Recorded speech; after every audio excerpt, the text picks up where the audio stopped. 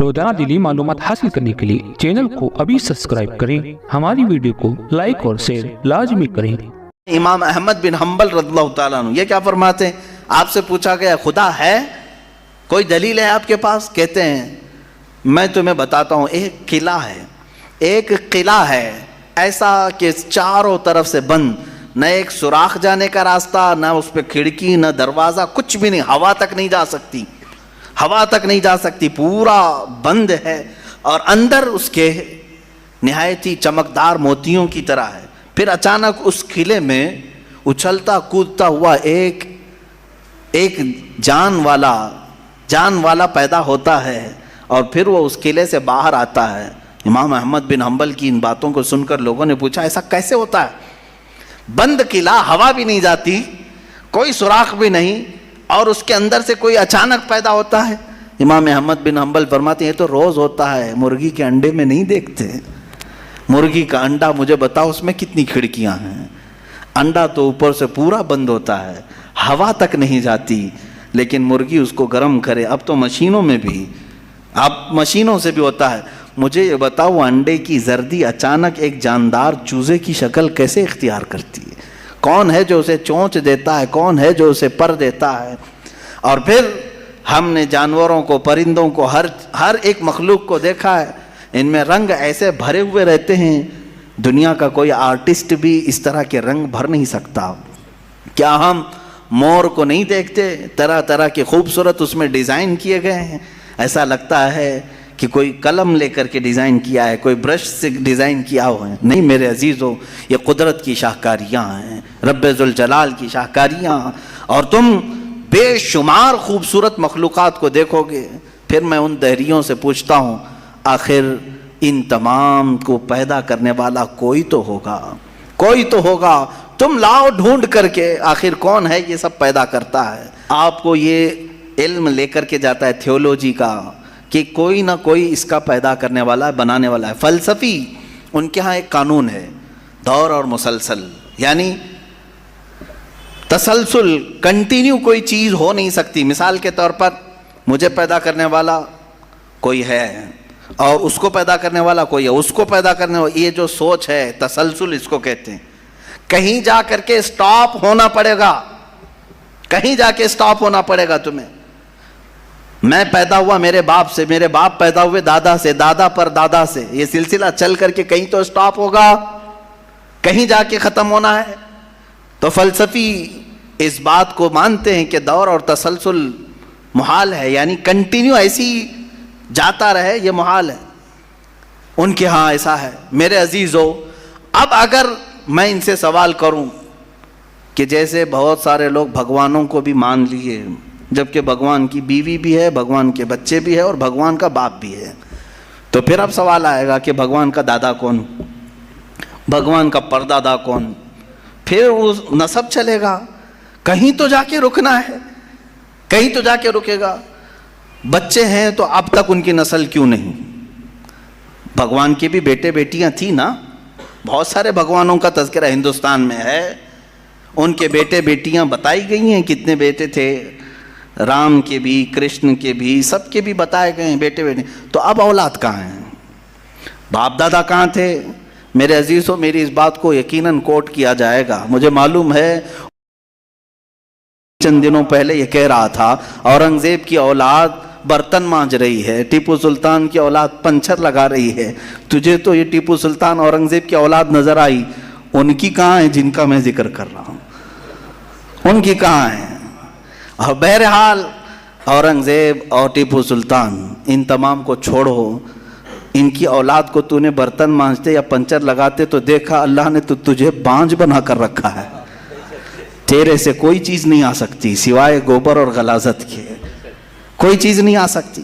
میرے عزیزوں، میں یہاں عرض یہ کر رہا ہوں دور اور تسلسل، کہ اگر اس طرح کسی کا باپ ہے تو پھر دادا بھی ہوگا، دادا ہے تو پردادا بھی ہوگا، یہ چلتا رہے گا سلسلہ۔ یہ اسلام یہ ہے جس نے کہا قل هو اللہ احد اللہ الصمد لم یلد ولم یولد، کہو وہ اللہ ایک ہے، اللہ بے نیاز ہے، لم یلد نہ وہ کسی سے پیدا ہوا ہے، ولم یولد نہ اس سے کوئی پیدا ہوگا۔ اس سے کوئی لم یلد، اس سے کوئی پیدا نہیں ہوا اور نہ وہ کسی سے پیدا ہوا. یہاں ختم ہو گئی بات. اب نہ میرے خدا کا کوئی باپ ہے، نہ بیٹا ہے، نہ بھائی ہے، نہ بہن ہے. کہیں یہ تصور آئے گا ہی نہیں. تم ہم سے یہ سوال نہیں کر سکتے کہ اللہ کے آباء و اجداد کہاں ہے، اولاد کہاں ہے. ہم نے خدا کو مانا ہی ایسے ہے کہ وہ جسم و جسمانیت سے بھی پاک ہے، رشتہ داری سے پاک ہے، کوئی نہ اس کا ہمتا ہے، ایک ہی سب کی سنتا ہے. یہ اللہ تبارک و تعالیٰ کے متعلق ہمارا یقین یہی ہے. عزیزان گرامی وقار، دور اور تسلسل کا جو قانون ہے، میں نے یہی بتایا کہ بعض لوگ اس چیز کے ذریعے سے بھی چاہیں تو ہدایت حاصل کر سکتے ہیں کہ کہیں تو جا کے ہمیں فل سٹاپ ہونا پڑے گا. کوئی تو ہے جو اینڈ ہے، اس کو کوئی پیدا کرنے والا نہ ہو، جا کر کے تمہیں ختم ہونا پڑے گا ایک نہ ایک جگہ. کہ کوئی تو ہے جو لاسٹ ہے، اس کو کوئی نہ پیدا کیا ہو. اگر اس کو بھی کوئی پیدا کیا ہے تو پھر یہ بھی بات آئے گی اس کو بھی کوئی پیدا کیا ہوگا. تو ہمیں ایک ایسی ذات ماننی پڑے گی جس کو کوئی نہ پیدا کیا ہو. تبھی جا کر کے ہم یہ کہتے ہیں وہ جو ذات تم جا کر اینڈ ہوگے اسی کا نام اللہ رب العزت ہے، جس کو کسی نے پیدا نہیں کیا. یہ اسلام کا بہترین عقیدہ ہے. میرے عزیزو، توحید کسے کہتے ہیں؟ اب بات آتی ہے، وجود کی بات ہو گئی. اللہ ہے اتنا تو ماننا پڑے گا. اس کے لیے تو بہت ساری دلیلیں بچے بھی پکڑ کر کے بتا دیں گے. ایک خاتون، ہم نے بچپن میں پڑھا تھا، ایک بوڑھی عورت چرخہ سل رہی تھی. اس سے جا کر کسی نے پوچھا کہ اللہ ہے کہ نہیں ہے؟ تو اس نے کہا ہے. کیا دلیل ہے؟ کہا یہ میرا چرخہ جو سل رہا ہوں اسی یہی دلیل ہے اللہ کی. کہا کہ کیسے؟ کہا یہ چرخہ، اس سے کپڑے سلتی ہوں، جب تک میں چلاتی نہیں یہ سلتا نہیں. مشین سلتی نہیں ہے کپڑے. اسی سے میں نے یہ یقین کر لیا کہ میرا چرخہ میرے چلائے بغیر نہیں چلتا، تو نظام کائنات پورا بغیر چلائے کیسے چلے گا؟ کوئی تو ہے. یہ ہو گئی بات وجود کی، کوئی تو ہے. اب آتی ہے توحید کی بات. کوئی تو ہے، اب ہمیں یہ بتانا ہے ایک ہی ہے. کوئی تو ہے لیکن وہ جو ہے وہ ایک ہی ہے. یہاں پر بھی ہمیں اسلام نے جو فلسفہ دیا ہے، قانون دیا، وہ بہت ہی پیارا ہے. اس کی وجہ کیا ہے میرے عزیزو؟ چلو اب ہم توحید کی طرف آتے ہیں. توحید کہتے ہیں ایک ماننا. ایک ماننا حقیقت میں دیکھا جائے تو دنیا کے اکثر مذاہب میں توحید کا شروع میں درس رہا. عیسائیت جو آئی ان میں بھی تھا، بعد میں یہ تثلیث کے قائل ہو گئے. یہودیوں میں بھی اللہ کو ہی مانتے، خدا کو ہی ماننا ہے. ہندوؤں میں بھی ایک کا ہونے کا تصور کتابوں میں ان کے موجود ہے. یہ اور بات ہے کہ انہوں نے ملا دیا، مسالے لگا دیے، الگ الگ ہو گئے. خالص جو اپنے دین پر باقی ہے الحمدللہ وہ اسلام ہے. آج بھی اللہ رب العزت ہے اور وہ ایک ہے. ایک ہے. اس پر کیا دلیل ہے؟ اس پر بھی دلیلیں دینی ہوں گی مسلمانوں. عقلی دلیلیں بھی ہیں، نقلی دلیلیں بھی ہیں. نقلی دلیلیں ہمارے لیے، نقلی کا مطلب ہوا کسی جگہ سے ثابت ہے، قرآن سے، حدیث سے یہ ثابت ہے تو یہ نقلی دلیل. عقلی جو عقل بھی جس کو تسلیم کرے، عقل جس کو ایکسیپٹ کرے، وہ کیا ہے؟ اس بوڑھی عورت کا ہی میں بتا دوں جس نے چرخہ سلا اور چرخے کو چلانے میں اس نے کہا کہ اللہ ہے، کوئی تو ہے، کیونکہ میری مشین بغیر چلائے نہیں چلتی. تو اس سے صاحب نے، جس نے سوال کیا، پوچھا کہ اچھا ہے تو کیا وہ ایک ہے کہ دو ہے؟ کہا نہیں ایک ہی ہے. کہا وہ کیسے؟ کہا دو ہو تو دیکھو تم سامنے بیٹھو، ادھر سے چلاؤ، میں ادھر سے چلاتی ہوں. پھر کپڑے کی کیا درگت بنتی ہے؟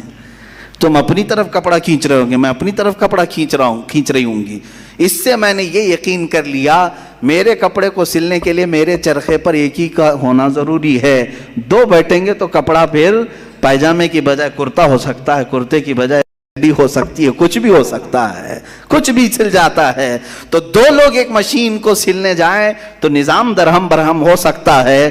تو ایک پورے کائنات کا نظام اگر دو لوگ چلانے لگیں تو ایک دن ایک کہے گا نہیں میں آج بارش برساؤں گا، دوسرا کہے گا نہیں میں آج دھوپ ڈالوں گا، تیسرا کہے گا کہ نہیں میں آج چھاؤں ٹھنڈی پیدا کروں گا.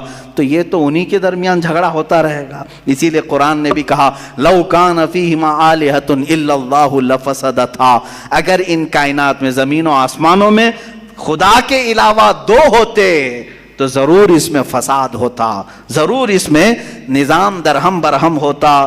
میرے عزیزو یہاں دیکھ رہے ہیں ہم بہت سارے نظاموں کو.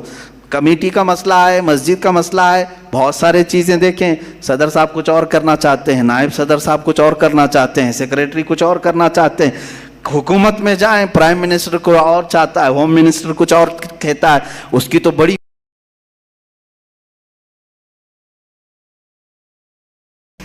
پتہ ہی نہیں ہے. لیکن نظام ایک ملک کا چلا رہے ہیں, ایک ملک کا چلا رہے ہیں. فساد اسی لیے ہو رہا ہے.